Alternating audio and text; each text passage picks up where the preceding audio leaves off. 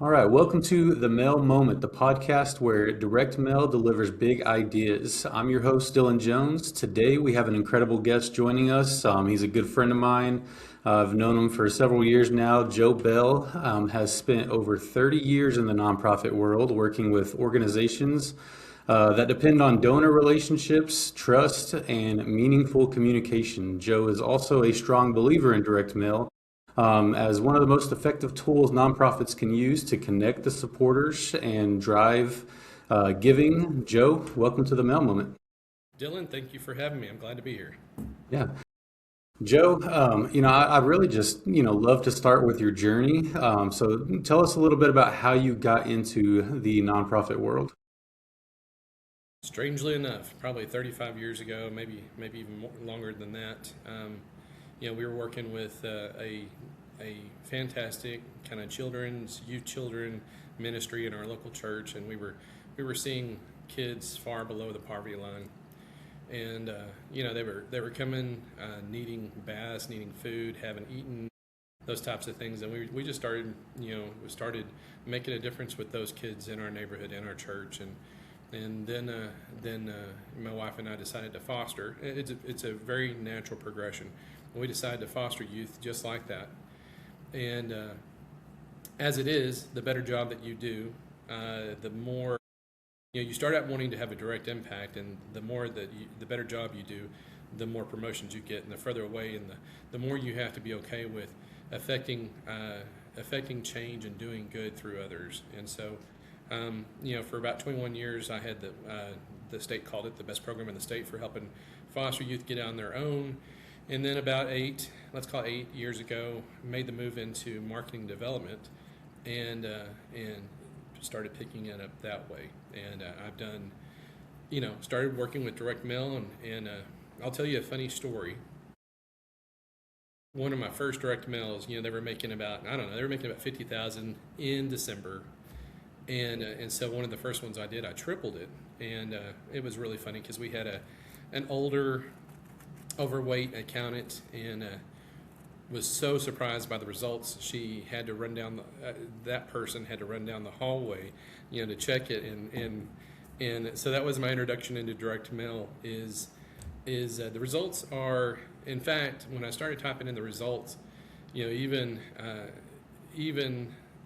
folks would say, "Are those accurate?" And they are. And you start talking about, "Are those real results?" Yes, they're real results. So I have raised. Overall, through all the nonprofit fundraising, I've raised over 20 million, and I have raised millions with direct mail, and a lot of that was with you, and so that's how I got started. And with direct mail, just like with anything else, I had a great boss several years, decade back, a couple decades back, had her for a while. And she would say, if you wanted to be a subject matter expert, spend 20, 30 minutes a night for 6 months. And that's kind of what I've always done, been a researcher. And so that's how I threw myself in. And that gives you classroom knowledge, but you need practical knowledge. And this is where whenever I'm listening to a podcast, I'm about at this point saying, am I going to continue listening, or I'm going to pull the plug and move on to something else? I promise you, I'm going to give you some takeaways, and I'll give you a teaser. My last direct mail raised right at about 500,000 for the year. I was 700,000 over our. And so, if you're interested in learning more about direct mail, stick with us. We're going to talk through this, but I promise you'll get some takeaways that'll be valuable. Well, awesome, Joe. Yeah, you've seen, especially, like you said, working. Me and you've worked together throughout a few different print shops in my time and everything as well.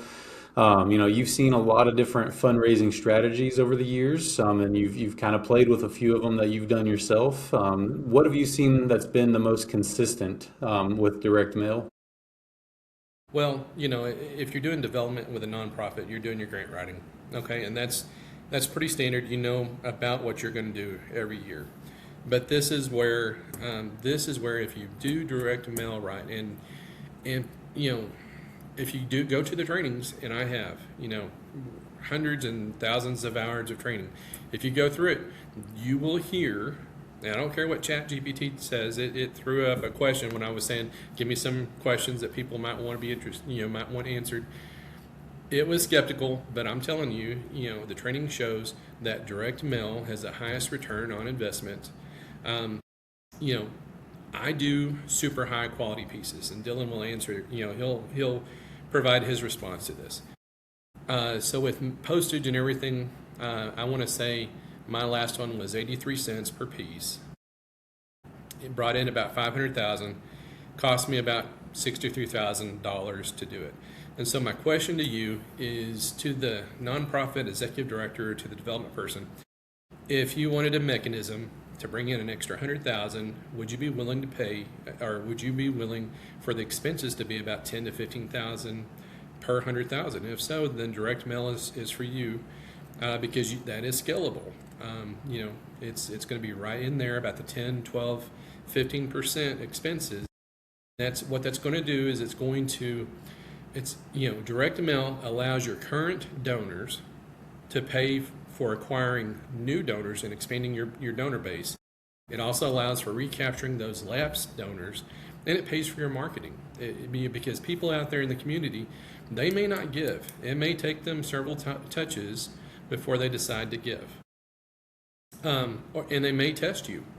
And I don't want to get too far out in the weeds, but I've had people give me a $10, $50, $100 gift, and they can make a sizable donation, but they want to see, are you going to? And I'm skipping ahead, probably into your thoughts, but are you going to thank them? Are they going to feel valued? Are they going to, what's your response going to be? Are you going to be a good steward with your donors? And so, Yeah, I mean the whole idea on direct mail and everything for you, right, is like you're saying, it's the best ROI that you can get out there. And I mean, obviously, I'm going to say that, right? I work for a direct mail company. But it's nothing but facts. I mean, you can look at several articles out there. Everything points to direct mail being the highest ROI out there. It also gets the rap of being one of the most expensive, marketing tools out there because, people can say, well, I can post on my Facebook or my LinkedIn for free and everything. But the social media aspect, I mean, you're getting flooded every single day by that stuff.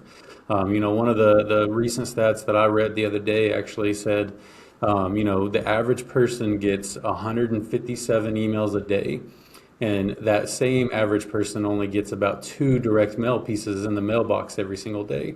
So if you want, your piece to actually have a meaningful impact and actually be something that is in front of them, I mean, direct mail is the only way to go.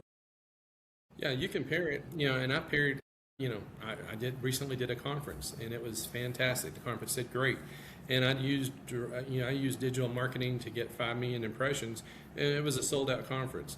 But converting to making gifts, especially during the giving season, November and December, there's no better way than designing a quality piece for it to land in mailboxes and people make a gift. And you're putting people in the pipeline and the donor pipeline. And I don't want to, I know we're introducing basic concepts, but most people, if you're in development or EDs, you understand the donor pipeline.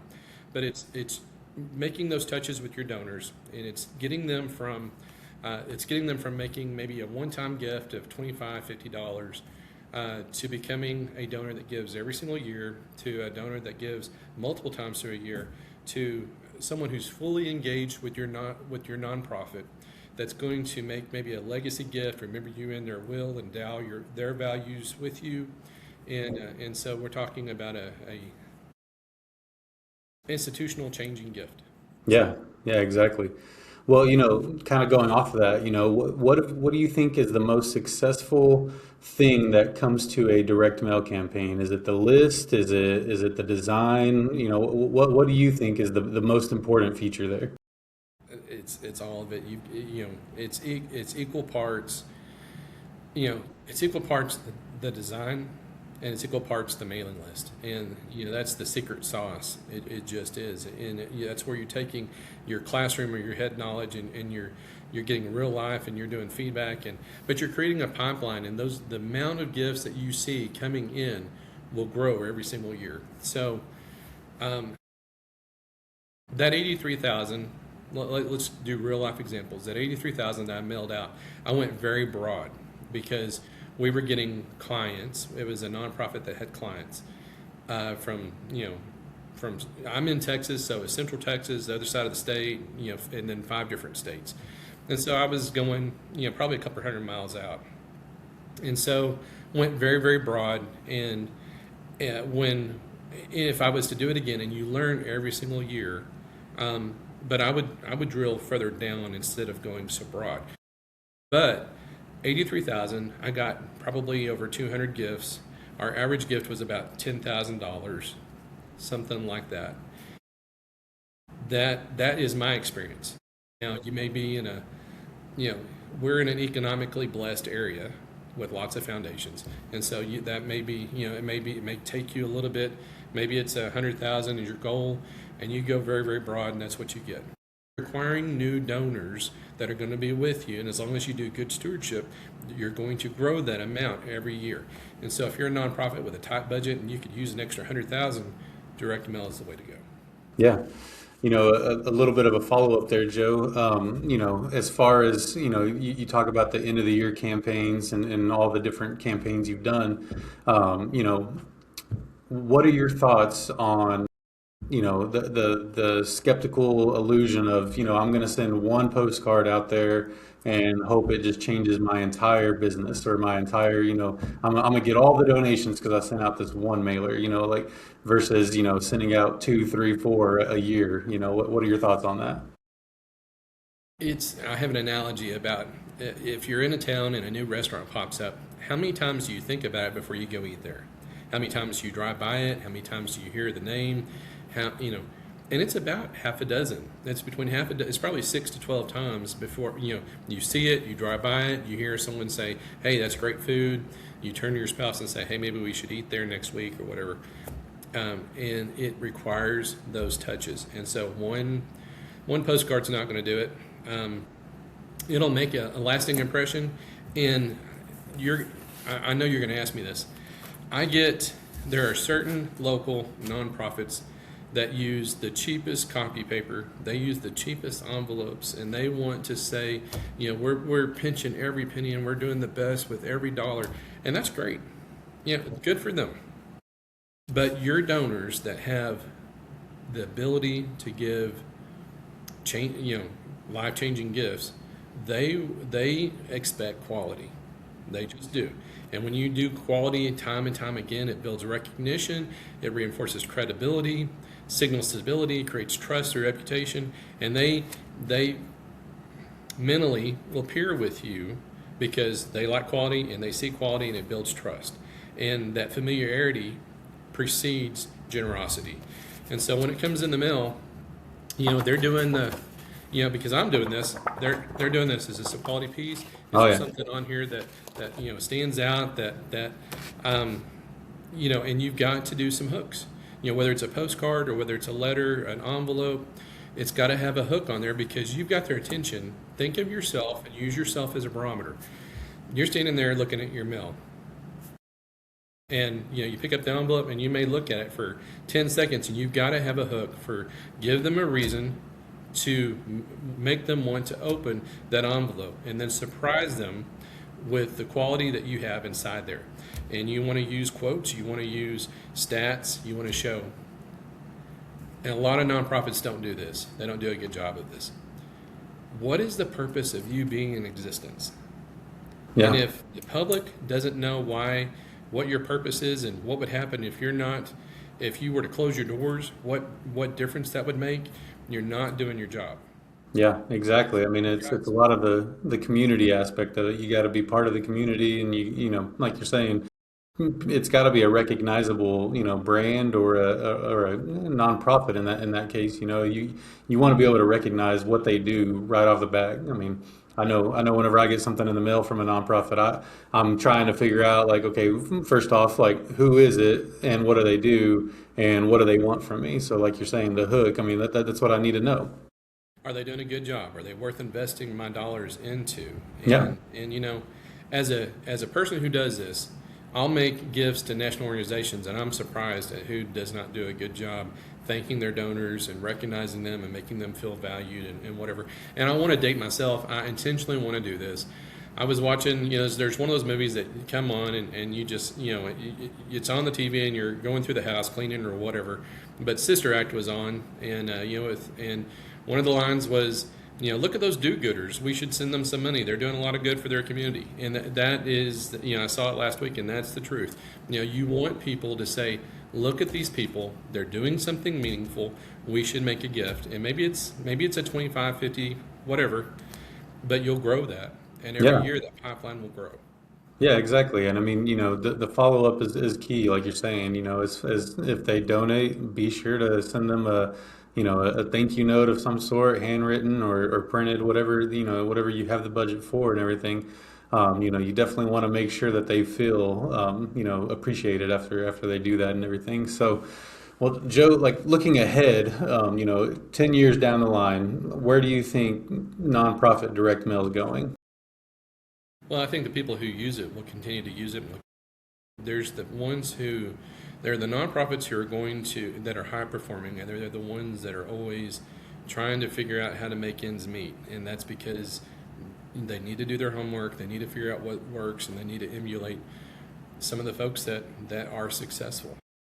And so, there's times where I've seen people that have needed some coaching. There's times that I needed some hand holding myself. And so, if Dylan and Dylan's been a great partner to work with throughout the years. If you need some hand holding, ask for it. Get you someone who knows how to do it. So. Yeah, exactly. I mean, there's no better person to ask than the two people on this podcast right here, probably to get started at least. Joe, we'll do a quick little lightning round here. So just give me, just quick first things that come to mind here. Handwritten notes or printed letters. Both. We have a printed letter that we would use, and then I would write a hand note To go addressed, along with it. personalized. Thank you. Hope you had a great trip. So proud. Congratulations on your son graduating. Yeah. If it was a meaningful gift, they got. There was something meaningful. I would do a branded. I'm in Texas, and so I assume most states are proud of them, but we would do a branded charcuterie board with our name branded in it, and it was really beautiful, high end. If they gave a meaningful gift, I would drop that off and say, with a letter, with another card, a thank you, thank you for doing it. And we would see those gifts. Let me tell you a story. I was, going with my wife on the other side of the state, and this lady gave a gift, and I stopped. I went, and she was 8 hours away, probably. 6, 7 hours away. And stopped and took her a charcuterie board. This really great branded flag. And she gave herself probably $500,000. And donors want to feel appreciated. They want to feel valued, and it doesn't take long to create a form letter that gives them all the information they need, that gives them a mission moment and a thank you. You're making a difference together. Yada yada yada. And then you write a little hand note on top of that. And that's everyone. Just almost everyone that gave a gift got that. Yeah. The ones that gave more got a more personal gift, or a more personal note, or got a gift, or a little Valentine gift, or whatever. Yeah, I'm glad you said that. Utilize them both because it made me think of. So I actually graduated from Lubbock Christian University, but growing up in Lubbock my entire life, I'm a huge tech fan, obviously, and everything. I actually am part of the alumni association there because I give, to tech and everything. And Kurt Langford there is the perfect testament of what you're saying there. He is the president of the alumni association there, and they do printed letters for everybody, and he hand signs each and every single one of them. And like you're saying, if you're a bigger donor, he'll write a little note next to it, a little bit more meaningful and everything. And you think about if your audience is too big, right? You're talking about Texas Tech right here. Somebody that has 40,000, 50,000 students enrolled every year. Their alumni association's huge. So I mean, he takes the time to actually sit there and go through each one, hand sign it. So I mean, you got to find the time to make it important enough, for you. Let me give an example. We had a special donor last year, and they gave again, this year. Yeah. And I took them a charcuterie board, and I took them. We have a confectionery candy making facility, and they make this really elegant toffee, I believe. And so took them the charcuterie board for Christmas, and then came Valentine's. Thanks for being our Valentine, and they gave meaningful gifts. The wife gave, the husband gave, and then together they had a family foundation. And so we got a chunk, several six figures, and so they gave huge amounts again this year, and that's what I'm saying. You're going to continue to see that pipeline grow if you take care of your donors. Yeah, exactly. Going back to these questions here, long emotional story or a short and direct story? Both is my answer. Yeah. So in your appeal, in your letter, you might do a picture, and you might do a really great hook quote. If you want to hear more about Dylan's story, scan this QR code and do it that way. And then if folks are going to either your YouTube channel or to your homepage or wherever, you're then using your digital to retarget those folks with, hey, did you see our newsletter? Or, hey, if we can help you make an end of year gift, let us know, whatever. And Yeah. do it that way. Yeah, I mean, we preach that here at Spectrum and everything. We take the omni-channel approach. I mean, you got to use your digital to complement your direct mail, and your direct mail is going to complicate your digital, right? I'm sure you've noticed this whenever you send out a direct mail campaign, when it hits because all of a sudden your website traffic is way higher than normal. Yes. People want to, a lot of the digital world will say, oh, it's because I made this great post and everything. It's like, well, if you really look at it, your direct mail just hit. So that makes the most sense that people are going to start scanning those QR codes. Your traffic's going to be higher and everything. So, Because you talked about omni-channel, you want something that they can touch, and then you want a reminder. Yeah. It's a 1-2. Yep. And all the years that I've done this, I've never seen conversion to financial giving on the digital side that I have with direct mail. So. Yeah. Okay, so monthly giving programs or one-time appeals? Both. I'll give them an option, and usually in my appeal I'll say, here's what you can do. You can make a one-time gift. You can do a reoccurring gift. You can donate stock. You can remember us in your will. You want to introduce and plant seeds, because this is not something that they make a quick decision on. This is something where you plant seeds and water it and water it and water it. But yeah, we've been a part where somebody gave us a house, gave the nonprofit $500,000 house, and so or a car, giving us a stock gift, all those types of things. I know it's supposed to be lightning round. I'm sorry, I'll try You're to good. speed it up. No. There's too many golden nuggets there to not let go, go to waste and everything. So, okay. So, what is the most important word in a donation letter? You want to thank them, and you want it to say the word "you" and not "we." You're making a difference. Yeah. Yeah, You want you're thinking of a scale. You're making a difference. We could not do it without you, and you want more yous than we, and you want them to walk away saying, I really made a difference. They really appreciate me, and I'm going to do this again, because the feeling that they create is powerful. And so, Yeah. Don't be afraid to have your board, make. And this is tough. I've seen some boards that don't want to get. You should. I've had people ask me, how can you ask people for dollars? Well, people with money want to invest it in good places, and if you've got to believe in what you're doing, and that this is a great place to invest in, and they're getting a return for their dollars, and that you have to believe that in order to do that. It just goes hand in hand with that, and so helping them understand they're making an investment and they're making a difference, and if they feel valued and appreciated, they're going to want to feel that again.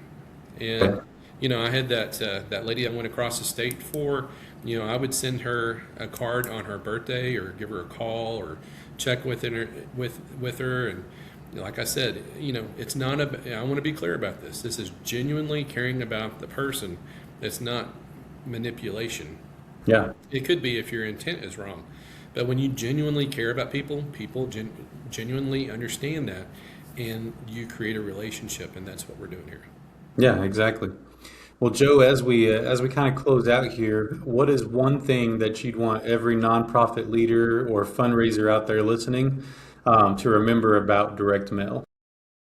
Direct mail can be the solution that you're looking for. It should be a part of your giving platform. And if you need, there, Dylan, I'm going to be honest with you. I've got about twice. I could do another one of these back to back. Yeah, Obviously, I over prepared, but this should be a part of your planning. If you're a development or a marketing person, I will say this: in all the years that I've done this, I've never seen a development staff or a development department fully staffed. I just haven't. And there's always been stuff that I couldn't get to because you're doing all the good things, you're doing the absolutely have to do things, but I've never seen a fully staffed one. And the reason I say this is if you're a development person listening to this, go ask them. If I raise an extra 100,000, 200,000, can we get another person to do X, Y, or Z? Because if you do a direct mail piece correctly, you're using great imagery. We did a piece. We were going to show it. Maybe we'll show it next time. But we had a piece that we did that got nominated for a marketing award. And so, if you're doing things, I always liken it like a toolbox. You're throwing tools in there. You're throwing graphics in there. You're throwing, your logos and different things in there. You're throwing your stats in there, and you start accumulating. And it can be a little tedious at first, but it's so much easier when the snowball starts turning over and picking up snow, and it becomes a part of what you do. And you have your stats, and you have, we're making a difference, and you have your stories, and you can show that. So, yeah. Well, Joe, 30 years now, being in the nonprofit world and everything, you kind of, mentioned it a little bit earlier and everything, but are you available to help these younger nonprofit, fundraisers out there in some kind of, consulting, way or, yeah, I'd be happy to. Let me jump into that and say, with CRMs or with different things, I've had to have people kind of, and I've had them to, I told them, look, I want you to hold my hand, or I want you to, the online platforms, whatever. I'd have a person come in and be there, just to make sure things go smoothly. So yeah, I do consulting and do it for institutions on the other side of the state, and would be happy to do it. My email is joebell.consulting@gmail.com for that, and would certainly do that, and you get a big bang for your buck. Yeah, yeah. I couldn't agree with that more. I've been working with you over the past several years and everything. Anybody that needs help, this is the guy to ask for sure. So, Joe, again, thanks so much for coming on the mail moment and everything. Your experience, your perspective, they're all incredibly valuable, not only to me, but to everybody listening, to all the nonprofit people out there. Again, ask this man right here for advice. He will definitely give it to you. I couldn't preach that more. So, Well, Dylan, let me brag on you for a second. yeah, You've been great to work with. We've done a lot of good together, raised a lot of money together, and I appreciate your friendship and wish you well in New Hampshire, right? New Hampshire, yes, yeah, yeah. Located, lots of yeah, snow. located in Manchester, New Hampshire now. All the way from the great state of Texas to New Hampshire. So definitely experiencing a cold winter and lots of snow. So, but it's been good. Dylan, I appreciate your time, man. Yeah, thanks, Joe.